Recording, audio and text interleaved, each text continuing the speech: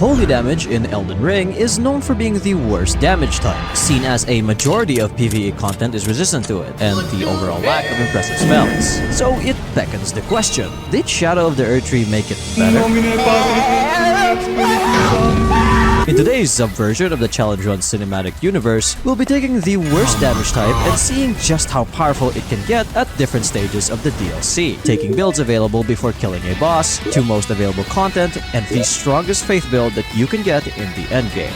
I'll be starting this challenge with a character at level 120, dropping off into the gravesite plane to immediately clear all of the free Tree upgrades. You might think that getting these blessings will inflate the damage numbers, but the truth is, the builds I'm doing are actually just that insane at base value. I eventually skipped Castle Ensis to get access to the rest of the map, only stopping by at some important points like the Greater Potentate's Cookbook and progressing some of the NPC questlines. This is because I'll be crossing the boundary near the Shadow Keep that will force forward a lot of the NPC's quests. I'll be skipping into the Shadow Keep to get to the Castle Watering Hole Site of Grace. You can do this by just following the Church District path into the storehouse and then taking the elevator down into the keep. From here, I crafted the hefty furnace pot to unlock the furnace golem. I then started the incredibly boring process of taking it down so I can get the blood-sucking crack tier. Then I headed into the area that it was blocking off in order to get the stone sheath sword. We can now finally get our first weapon. Situated downstream is the Dryleaf Seal, a sacred seal that boosts Rings of Mikola, which is really good because this seal actually double boosts the ring incantations that are also Golden Order incantations. Having both the Dryleaf Seal and the Golden Order seal gives you a 32% damage bonus to Rings of Light, Triple Rings of Light, and Radagon's Rings of Light. I'll be using the Triple Rings of Light because Corhin died before I got the Rings of Light. Gotta love miserable content. Anyways, time to build around this incantation. I can wear the Radiant Gold Mask for another 10%. Our talismans include the Sacred Scorpion Charm and the 2 Canvas Talismans. I'll drink the Holy tier alongside the Blood-Sucking tier. We can negate a lot of the Blood-Sucking by just using the Blessing of the Erdtree, alongside buffs like Golden Vow and Halb Shabiri. But we can actually get one last new buff in the DLC, because if we head straight up to Raw, access from the elevator in the storehouse, we can head to the near end of the path and cross a mysterious invisible bridge to find an altar that will give us the Sword of Light, the weapon skill of which will give you a whopping 20% holy damage bonus. We will be using this for all the builds today. With all these together, we can get a whopping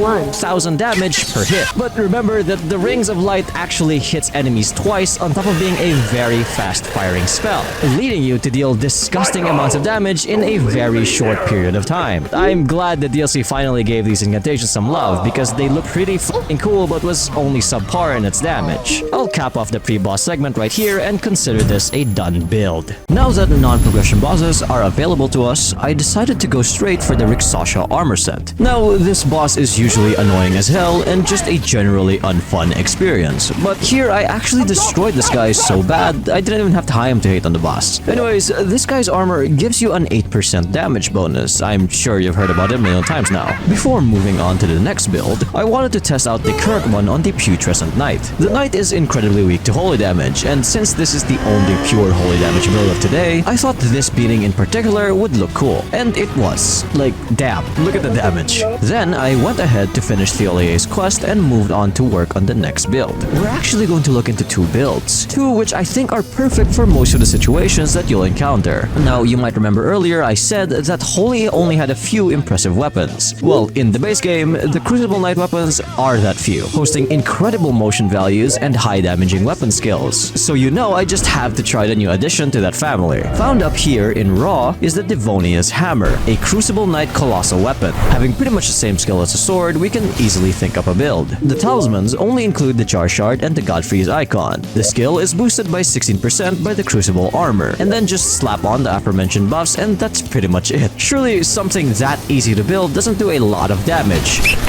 Oh my god. What? Yeah, no, this weapon definitely still delivers on the Crucible Knight legacy, but that isn't without its problems.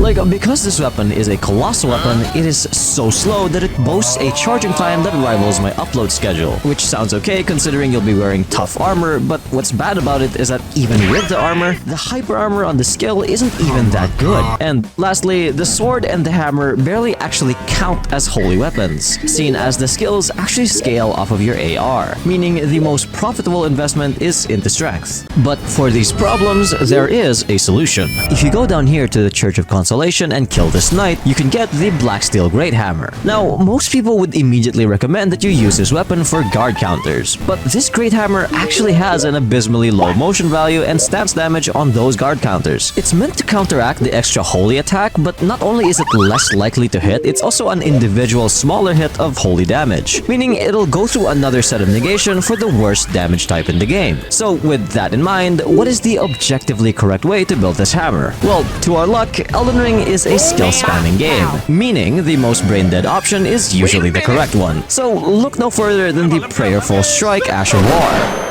A holy damaging strike that heals 30% of your health per hit. You already know where this is going, because when you have a build that heals you consistently, the blood-sucking crack tier suddenly stops being an issue. So if you put this Ash of War on this sacred black steel with all of these talismans and buffs, what you essentially have is a holy version of the Blasphemous Blade. I really won't sugarcoat it, this build is fucking insane, because in one click, you're doing almost as much stance damage as a fully charged heavy, with more motion value. I definitely put this above the Devonia's Hammer as the most solid, sustainable faith build. Close enough. Welcome back, Blasphemous Blade. We are in the endgame now, which means I get access to Enir Ilim, wherein from the Spiral Rise side of Grace, you can walk out and follow the most tedious side quests in Elden Ring. This is all to get the Euporia twinblade, the strongest twinblade in Elden Ring. This weapon is a lot to unpack, but luckily for you, I can fit 5 minutes of extended exposition into a couple screens. What I want to discuss instead is my take on the most optimal Euporia build.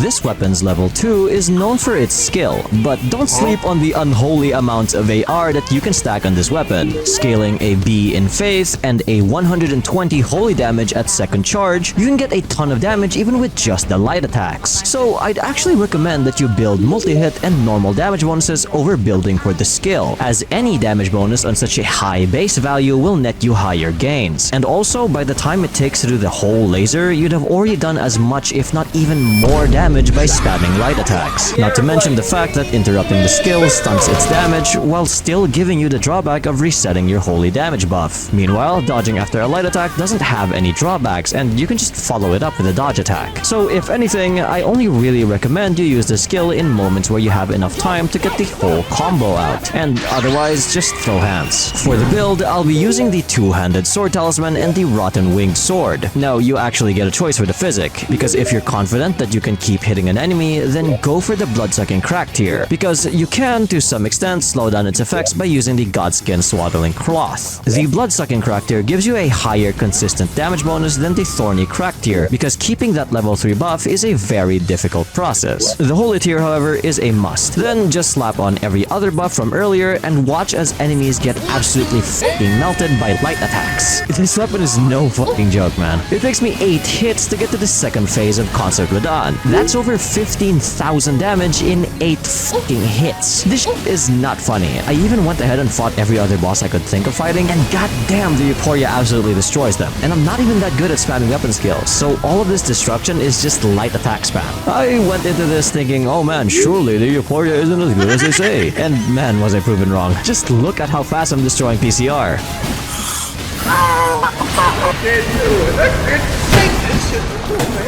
But if you've had enough about this weapon, then check out this video for other DLC destroying builds. See you there.